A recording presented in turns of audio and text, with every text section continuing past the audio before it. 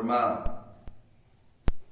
कात्यायनी जी के आज छठे दिन माँ कात्यायनी की पूजा का जो विशेष महत्व है उसको लेकर मैं उपस्थित हुआ हूँ। मैं पंडित उदय नारायण उपाध्याय नारायण जी आप समस्त भक्तजनों के सामने माँ कात्यायनी के विषय में, माँ कात्यायनी ममतामयी है, करुणामयी है और जगत जननी माँ जगदम्बा है।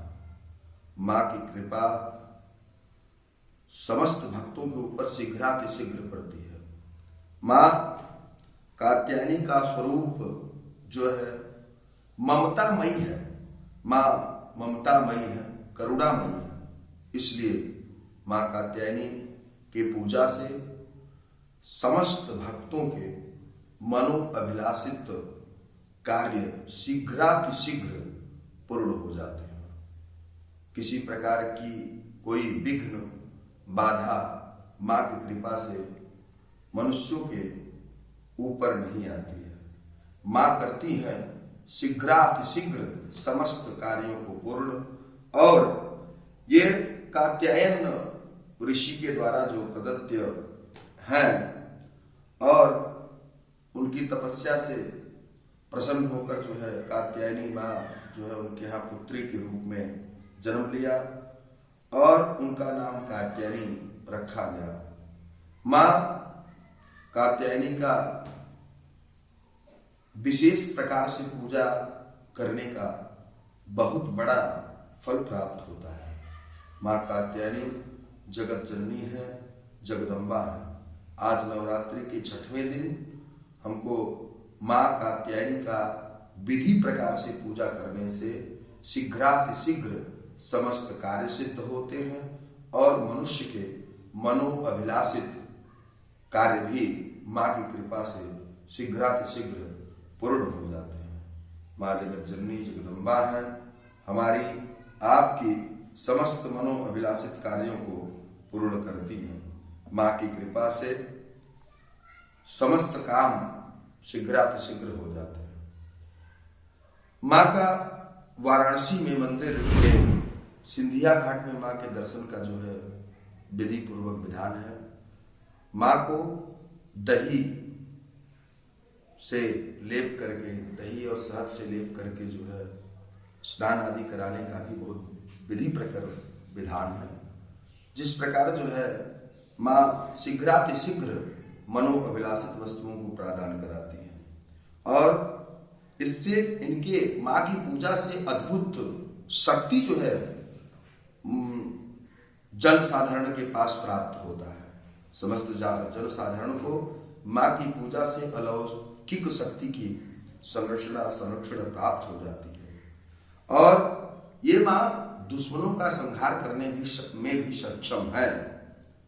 इस दिन सर्वप्रथम कलश में उपस्थित देवी देवताओं की पूजा करनी चाहिए। कलश से मुखे विष्णु कंठे रुद्र समास्मृता। कलश में भगवान सभी देवी देवताओं की पूजा करनी चाहिए। पूजन के पश्चात माँ फिर माता के परिवार में शामिल देवी देवताओं की पूजा करें जो देवी प्रतिमा के दोनों तरफ विराजमान होते हैं। इनकी पूजा के पश्चात कात्यायनी की पूजा की जाती है। माँ कात्यायनी की विधि स्वरूप हाथों में फूल लेकर देवी को प्रणाम करना चाहिए। पुष्प आदि लेकर के प्रणाम करें और ध्यान मंत्र से माँ की जो है विधि पूर्वक पूजन करना चाहिए।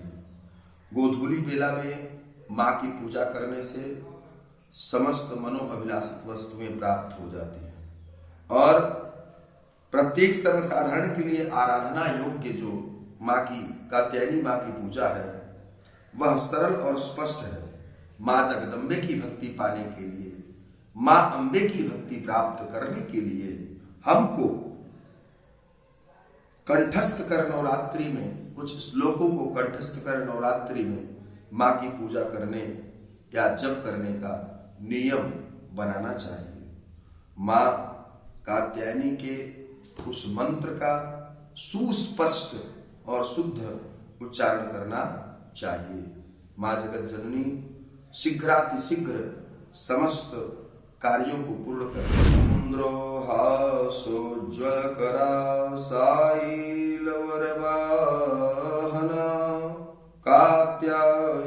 शुभं दद्यात् देवी दानवघातिनी या देवी सर्वभूतेषु शक्तिरूपेण संस्थिता नमस्तस्यै नमस्तस्यै नमस्तस्यै नमो नमः। माँ के इस मंत्र का भी संस्मरण करना चाहिए। माँ के हाथों में अनेक प्रकार के अस्त्र शस्त्र आयुध पुष्प आदि विराजमान है। माँ शक्ति रूपिणी प्रसिद्ध अम्बे आपको बार बार हम प्रणाम करते हैं, हजारों बार प्रणाम करते हैं और आपको बारंबार इसके अतिरिक्त जिस किसी भी कन्या के विवाह में विलंब होता है उसके लिए भी माँ कात्यायनी की पूजा विशेषतः लाभकारी है। विशेष प्रकार से माँ कात्यायनी की पूजा करने का भी विधान है। उस समय एक समय भगवान श्री कृष्ण और गोपियों के विषय का भी वर्णन आता है।